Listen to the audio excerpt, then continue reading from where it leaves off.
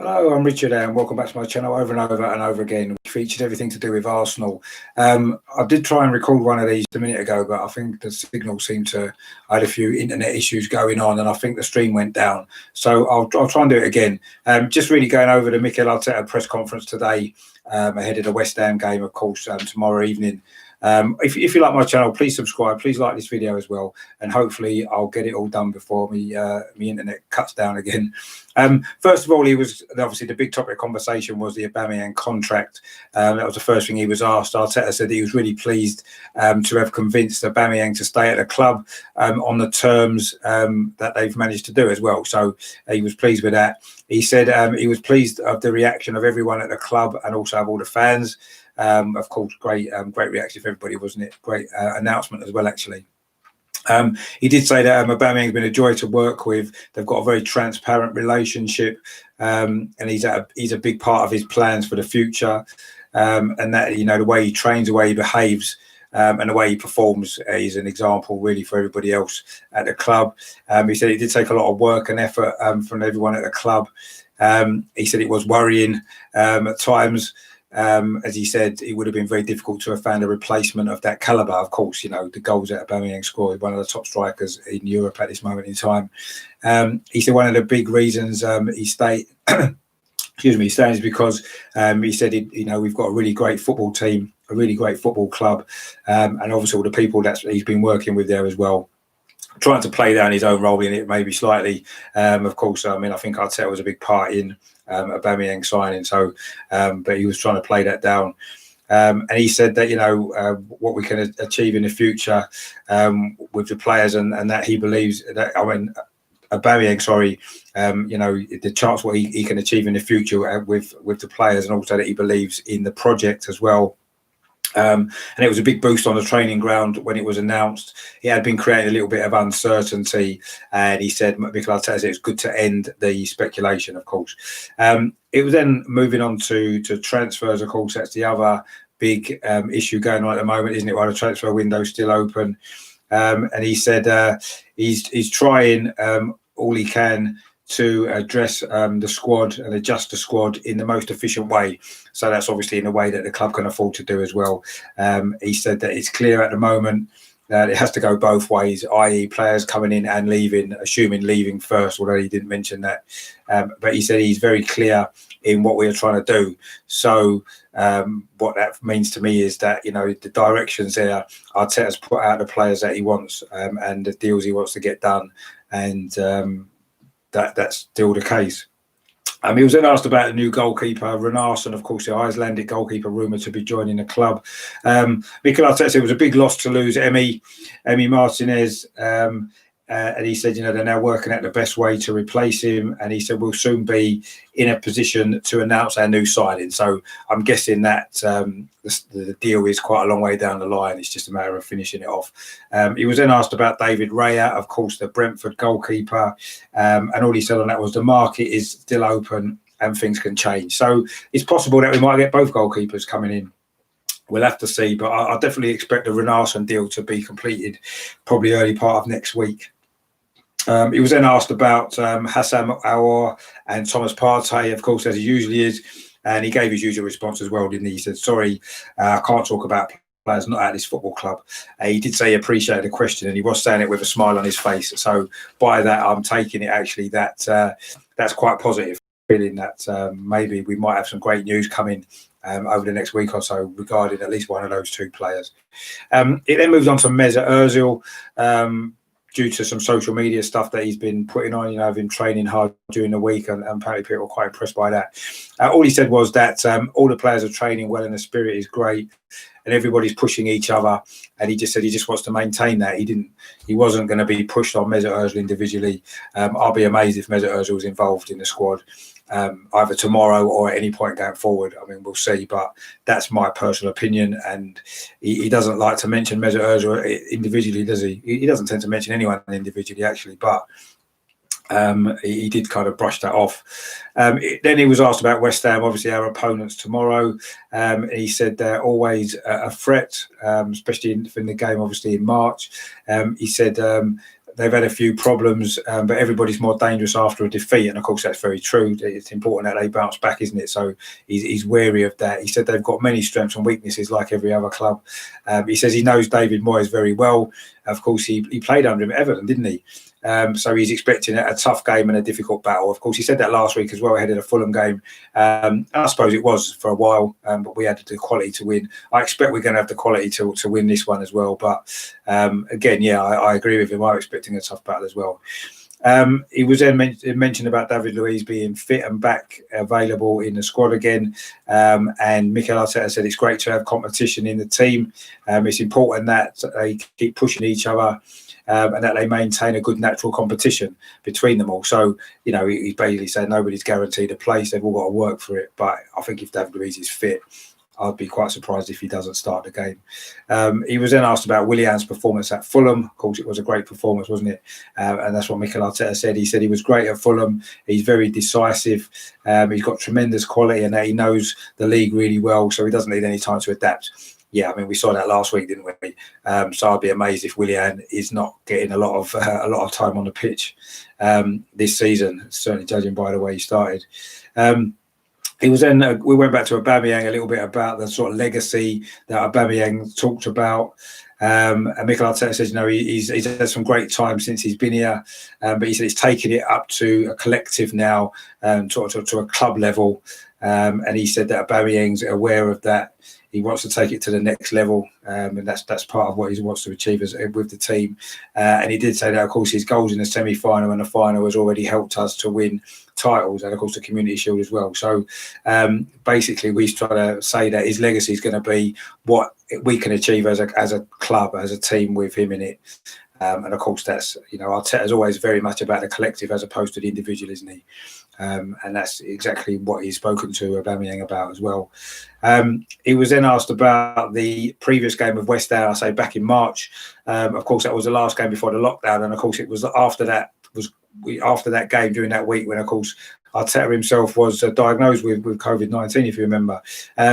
So he did say that we were lucky to win that game. They created a lot of issues for us, and he said we will have to be better tomorrow. And I think we'd all agree with that. I think if we play like we did in that game against West Ham tomorrow, we could find it more difficult again. But I think we're in a different place now, and I think West Ham are as well. So I don't think it will be a similar game, but we are still going to have to be a lot better than that. He was then asked about Gareth Bale's potential return to Tottenham coming up. Mikel Arteta said that the Premier League has the best players in the world, so it's always positive to bring important players back into the league. And he was then asked whether or not it means that Arsenal are going to have to work harder to remain the top team in North London. But he said every club's recruiting well, and that the competition's tougher than ever, which of course is right, isn't it? It is. It's going to be tough. You know, the top 8 now in the Premier League is they're all great teams, aren't they? They're all improving their squad. So he's dead right about that as well, isn't he?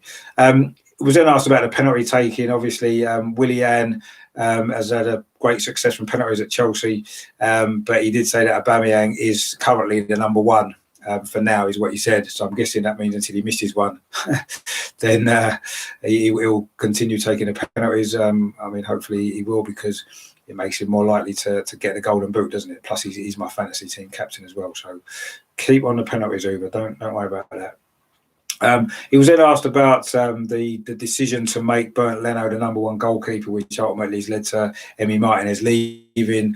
And he said, yes, it was a tough decision, one of many challenges that he's had to face. He said there was a lot of conversations in the background, and he knew what was going to happen with Emi Martinez. And he said it's ended in the best way for everyone. He said, you know, it was clear it wasn't going to be. He said he made it quite clear that it wasn't going to be a number 1 and a number 2 situation with the 2 goalkeepers, and they both had to fight for the place. He said Leno was great before his injury against Brighton, and that Emi was superb after that. And he said that did create some issues which had to be dealt with. And he said they had some open discussions. Emi had a good offer from Aston Villa, and he said so we allowed him to leave the club. So in an amicable way, as we saw in a video that obviously Martinez released as well just before he left. Really nice video that was as well. You can see he's left the club in an amicable way, and that's just the way it goes, isn't Next, it was more about players perhaps leaving the club. It was mentioned about Kolasinac maybe going back to Germany for personal reasons. Arteta said that every case that he looks at individually tries to understand the reasons, if they want to leave, why they want to leave, and try to see if he can do anything to help them change their mind or change the situation. And he said, if he can't, then, as long as they can get the right value for the right club, then it's something that they can look at. And he said he's not expecting anybody to leave right now. Right now does mean what, today, tomorrow, this weekend, I don't know. But by that, I'm assuming he means that people will be leaving. They just won't be leaving today or tomorrow or possibly Sunday. Again, Aubameyang was mentioned.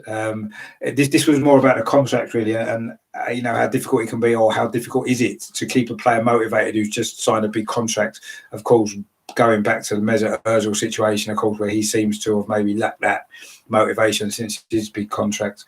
Arteta said that it's important to get to know the player. And for the player to understand that there's always room for improvement, and he said that's what Aubameyang understands, and he said that was one of the factors involved as well. And again, it was mentioned about David Luiz back in training and that he is available for the game tomorrow, so I fully expect him to play.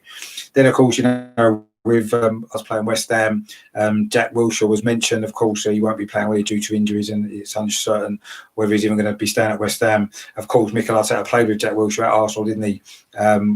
For a couple of years. Mikel Arteta said he's very sad and it's a big shame. He said Jack's a special character. He could have achieved so much more, but his injuries have been really tough for him. Yes, it has. It's been a real shame, hasn't it, how his career's worked out, the talent that he's had. And Mikel Arteta then said, hopefully he can come back, and everyone at the club wishes him all the best. Mikel Arteta says that he hopes he can maintain the strength to be as good as he can be, which is great to hear, isn't it? Giving some great thoughts there to a former teammate who's obviously having a hard time. And I think we all have feel a little bit sorry for Jack Wilshere, really. I'll never forget that game against Barcelona when he was, I think he was only a teenager at the time, and he completely bossed that game, didn't he, at the Emirates that night. And unfortunately, his career, he never quite managed to fulfil that potential, did he, due to so many injuries. It was then back to Martinez again. He was asked whether or not by selling Martinez it's weakened the squad. What Mikel Arteta said was, he said we have to find a balance between what we want to achieve for the squad and the finances, and how to make that decision. And sometimes there has to be sacrifices. And I suppose in this instance, getting a good amount of money for Martinez was the best thing for the club as a whole as well. So, by that, I take it that there's going to be a few more players maybe having to be sold if we are to get the deals that we need and that we want over the line. But let's see what happens with that over the next couple of weeks. He was then asked about the little altercation between Dani Ceballos and Eddie Nketiah before the Fulham game. Of course, Mikel Arteta said at the time he hadn't seen that. He did say he was surprised. He said it's not a common thing that you see in the warm-up before the game. He said he didn't like to see it in public, but he says he's spoken to him, he understands what happened, and he said it was more out of frustration. But he says he liked the way it was resolved, both privately between the two and also publicly with a photo that they released on social media, of course, on Saturday evening. And he just said, let's learn from that and move on, and that everything's okay. So that's good. But I suppose he wasn't going to say anything different, was he? I must admit, I was surprised to see that actually Dani Ceballos did seem to go in a little bit hard, didn't he, in the little warm-up game they were having. So, but anyway, it seems like it's been sorted out, which is good. Next up was Reiss Nelson. Asked about Reiss Nelson and whether or not he may be sent out on loan this season due to the fact he might not get much game time with Willian's arrival. And Mikel Arteta said, they've all got to realise that there's competition. He said he's spoken to Reiss. He said he likes the way that he's been training. And he said they both agreed how much he's improved over the last few months, and that he's going to have to carry on pushing. He said he needs to be ready because he said in football opportunities can come along when you don't expect them. So you've got to be ready to take it. And he said it's difficult to give everyone the same amount of game time on the pitch, which of course it is when you've got a big squad, a good squad of quality players. It is difficult to keep everyone happy, isn't it? I'm reading into that. I would say that I think Reiss Nelson may well go out on loan. But we'll see. I don't think Arteta wants anybody to leave. It doesn't seem like it, does it? But I think inevitably some of them are going to have to, aren't they? And then finally, to round it off, he was asked again about Aubameyang, whether or not he was worried that he might leave at any point. What Mikel Arteta said was, he goes, at the start, he said he didn't feel as positive when he first arrived, but he said he certainly felt a lot more positive in the last few weeks. He says financially it was difficult, and he said, of course, he had some doubts. He said these things take time, but he said eventually we managed to get everything to come together. He said the club did everything that they could to ensure that it happened, and he said he obviously was delighted that it was able to happen. So that was that then. I say a lot more perhaps on Aubameyang than the game itself. It was quite a long press conference, actually, a bit longer than they generally are. I suppose a lot to get through, really. I mean, from that, I would say that, you know, we're expecting a tough game tomorrow. We don't know about the transfers, do we? I suppose there's going to be some dealings going on, isn't there, next couple of weeks? Maybe both in and out. So we'll see what happens with that. But that's basically the ins and outs of the press conference today before the West Ham. If you like this video, please give it a thumbs up, because it really does grow the channel. If you like the channel as well, please click the subscribe button as well, because that all helps me to grow the channel. I say, you know, it's a new channel, and it's, you know, it's hard to get established in the big wide world of YouTube, isn't it, with so much competition out there. So I'm just going to keep doing what I'm doing, and hopefully you guys like it and want to help me to grow, which would be fantastic. I've got some live stuff coming up over the weekend for match day live, I might call it, because no one's used that before. Basically before the game, at half time, at full time, and I'll do a full in-depth review of the game on Sunday as well. And the usual Premier League review on a Monday. I'm going to make that a regular thing, looking back on the weekend's Premier League action as well. And then, of course, you know, building up towards next week's game away at Liverpool. Of course, a massive game it is as well. But it's important that we get the win tomorrow against West Ham first, isn't it? So stay tuned for the channel tomorrow for so many live stuff going out tomorrow evening. I think I might be on a watch along on the Mr. Arsenal podcast channel as well for the game, and I'll be nipping sort of back and forth from here to there, you know, to do some bits and pieces. So stay tuned for that as well. And I say thanks for watching this video. I hope that you have found that useful information with regarding to the press conference, and look forward to the match tomorrow. And hopefully we'll still be smiling at 10 o'clock tomorrow night. So let's hope so anyway. Of course, in the meantime, as always, come on, you Gunners.